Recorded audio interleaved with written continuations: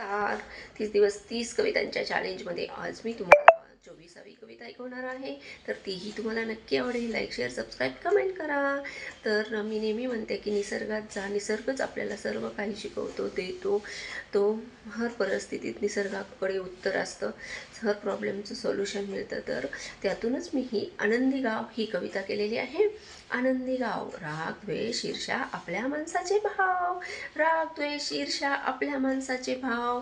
मला मात्र फुलाडं, फुलं, पानं, वेली, गवत या संवेदनशील आनंदी मुलांचे हाव. मला मात्र झाडं, पानं, फुलं, वेली या संवेदनशील आनंदी मुलांचे हाव. येथे खिलता फुलता स्वच्छंदी खुला गाव.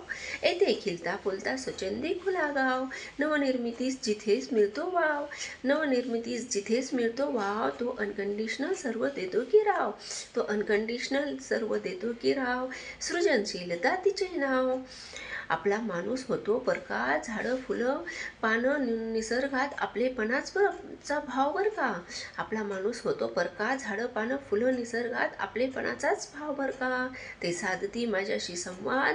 पारावार राहत नाही माझ्या आनंदास. ते साधती माझ्याशी संवाद. पारावार राहत नाही माझ्या आनंदास. जिथे मी खिलते फुलते हरवून जाते मजसी. नि अलग दुनियेच्या शोधात खोल जातसी.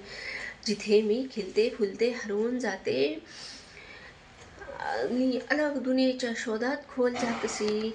धन्यवाद. कशी वाटली? लाईक, शेअर, सबस्क्राईब, कमेंट करत चला.